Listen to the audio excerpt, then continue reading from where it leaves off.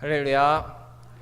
주님의 은혜와 평화가 각 속회 가운데 가득히 임하기를 바랍니다. 한 해 속회의 날을 마무리하는 이 귀한 날에 부족한 입술을 가진 제가 이 자리에 섰습니다.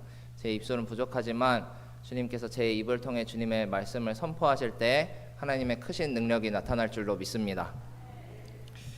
한 해 속회로 모이시면서 행복하셨나요? 질문을 좀 바꿔서 다시 질문을 드려보겠습니다. 한 해 속회로 모이시면서 하나님을 닮게 되셨나요? 아멘. 감사합니다. 질문을 정정한 이유는 속회의 본질이 거기에 있기 때문입니다. 우리는 때때로 신앙생활을 하면서 행복하기 위해 교회에 나온다는 착각을 합니다. 어떻게 보면 맞는 말이고 어떻게 보면 틀린 말입니다. 왜냐하면 행복의 가치가 사람마다 너무 다르기 때문이죠.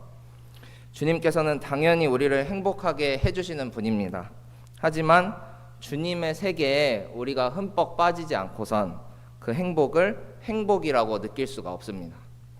주님의 세계에서 주어지는 행복은요, 비싼 차를 탄다고 생기는 게 아닙니다. 좋은 아파트를 자가로 구매한다고 생기지 않습니다. 주님과의 사귐, 그로 인한 나눔과 섬김이 행해질 때 비로소 얻어지는 행복입니다. 속회가 감리교의 전통이라는 거는 다들 아실 거라고 생각을 합니다.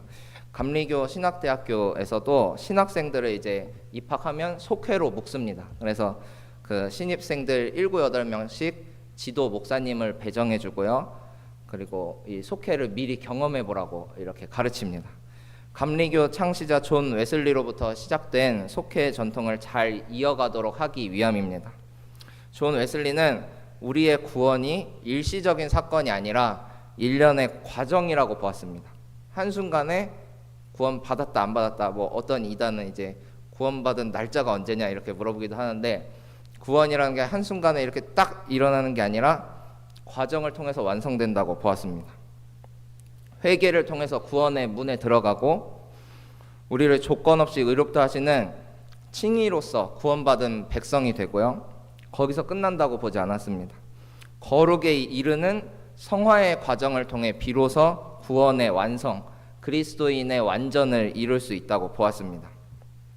웨슬리는 그 구원의 과정 중에 긴 시간을 차지하는 이 성화의 단계, 즉 예수 그리스도를 닮아가는 성화의 단계에서 속회가 꼭 필요하다고 강조를 많이 했습니다. 왜냐하면 내 안에 혼자 갇혀있는 신앙에는 성장이 없습니다. 하나님의 말씀을 열심히 혼자 읽고 나 혼자 기도를 이렇게 오래 한다고 하더라도 나는 어떤 단 하나의 인생, 단 하나의 관점만을 가지고 살아가는 것이기 때문에 나를 벗어난 것들과는 조화를 이루기가 어렵습니다. 하지만 세계는 넓고 사람들의 생각은 다양하죠. 그 모든 것들을 품으시는 분이 바로 하나님이십니다. 따라서 하나님을 닮아가는 과정, 성화를 이루기 위해선 반드시 타인과 교제하며 자기 생각이 깨지는 경험이 필요합니다. 서로 간의 영적 돌봄과 사귐을 통해서 하나님의 모습이 차츰차츰 선명해지는 경험을 해야 합니다. 예를 들어서 이런 겁니다. 여러분들 복권을 이렇게 사서 긁으실 때 동전으로 조금씩 이렇게 긁으시죠. 6자리를 다 긁어야 되는데 3번, 17번, 29번 이렇게 나옵니다. 근데 내가 6자리 중에 3자리만 긁었다고 해서 그 복권의 전체 모습이 드러난 걸까요? 아니겠죠? 3자리만 알고 있는 것 뿐입니다. 말 그대로 6자리를 다 알아야 그 복권이 가치가 있겠죠. 거룩하신 하나님을 감히 복권에 비교해서 죄송합니다만 우리가 하나님을 알아가는 과정이 그렇습니다. 우리는 속회 안에서 이런 교제를 합니다. 나는 긁어보니까 3번이 나왔는데 넌 어디까지 긁었어?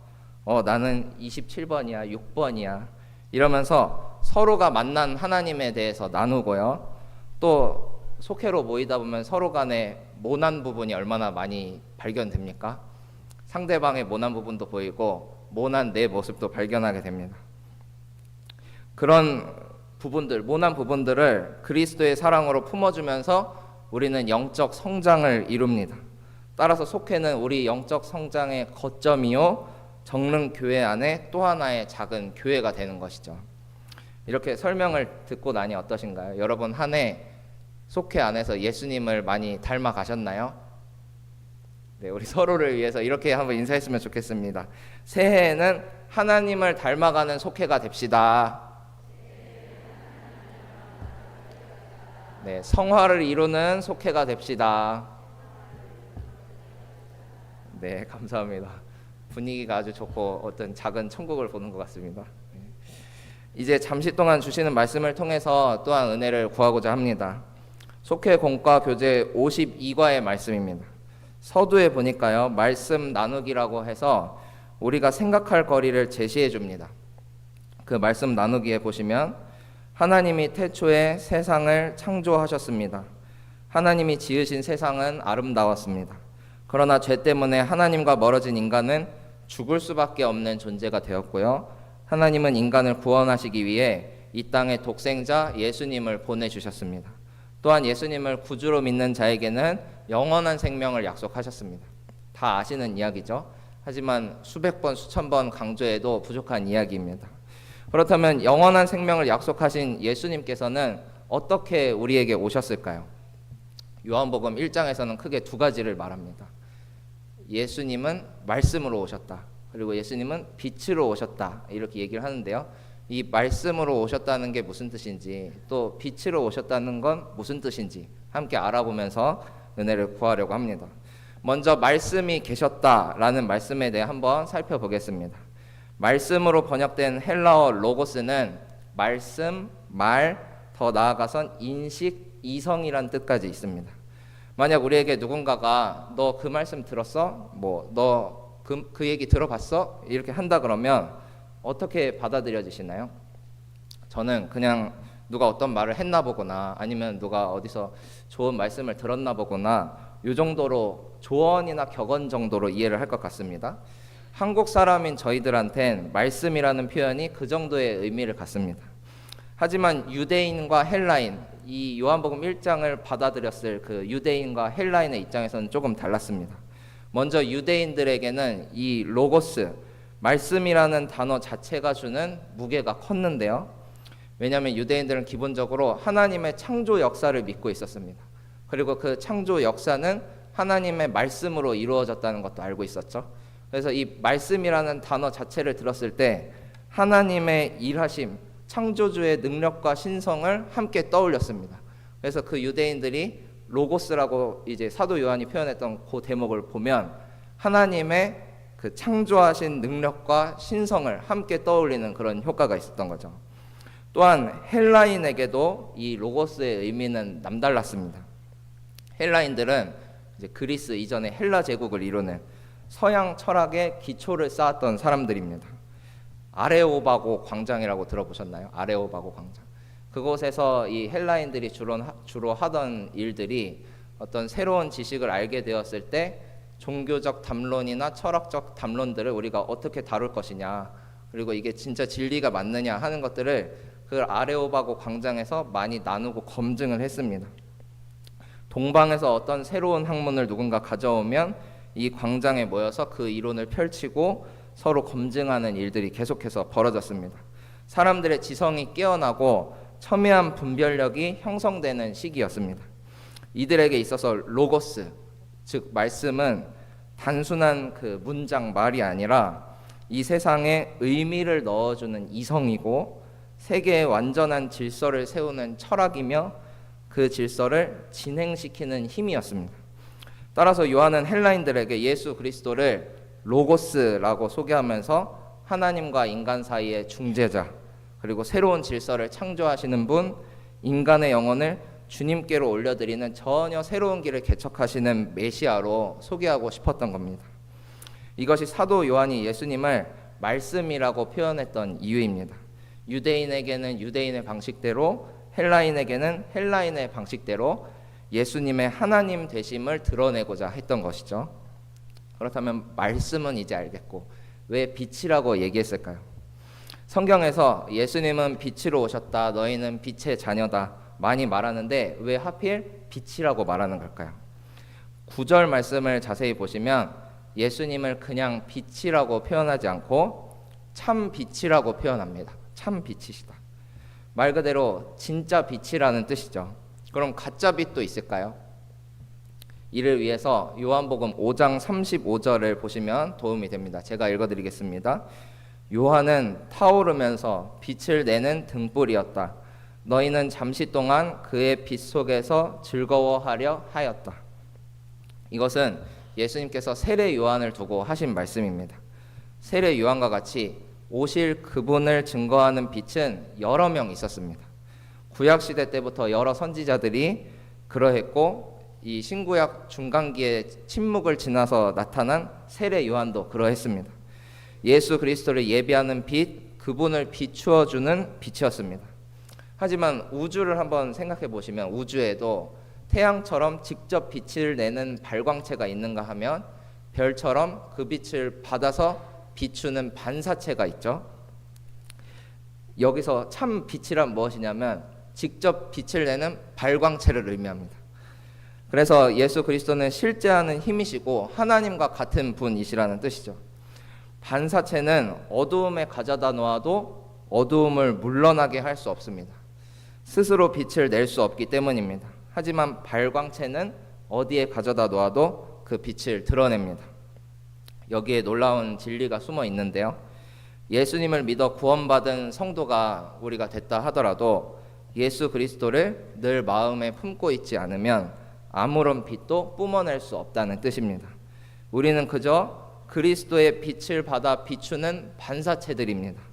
많은 선지자들이 오실 그분을 증거하는 빛의 역할을 해왔다면 이젠 우리가 그 빛이 되었습니다. 마태복음 5장 14절은 이렇게 밝히는데요. 너희는 세상의 빛이다. 산 위에 세운 마을은 숨길 수 없다. 이제 참 빛이신 예수님, 발광체가 되신 그 예수님을 만난 너희는 곧 빛이 되었다고 말씀하십니다. 참 빛을 만나 그분을 마음에 모셔 들었으니 이제는 그 빛을 비추면서 살아가야 한다고 말하죠. 우리 안에 예수님께서 살아 계시다면 그 빛이 드러나지 않고선 배길 수가 없습니다. 왜냐하면 빛은 아무리 감추려고 해도 이렇게 어떤 빛이 있으면 감추고 그래도 어딘가로 새어나오는 법이죠. 우리의 말과 행동, 생각과 호흡으로 그리스도가 드러나게 됩니다. 여러분은 그렇다면 그런 빛의 삶을 살고 계신가요? 지금까지 말씀과 빛으로 오신 예수님에 대해서 함께 살펴보았습니다. 말씀, 즉 로고스로 오신 예수님께서는 하나님과 같은 분이셨습니다. 세상의 창조주이시며 실제로 행하시는 능력이고 세계의 질서를 세우고 진행하시는 힘입니다.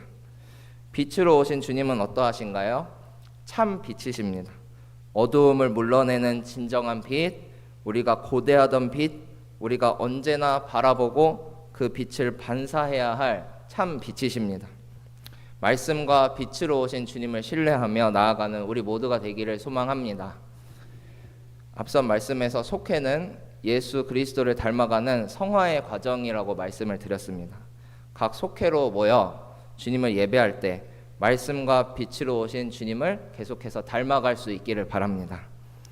참 빛이신 주님께서 우리 속회 그리고 우리 영혼에 언제나 내주하셔서 주님을 드러내지 않고서는 살 수 없는 그런 빛의 자녀로 살게 하여 주실 줄로 믿습니다.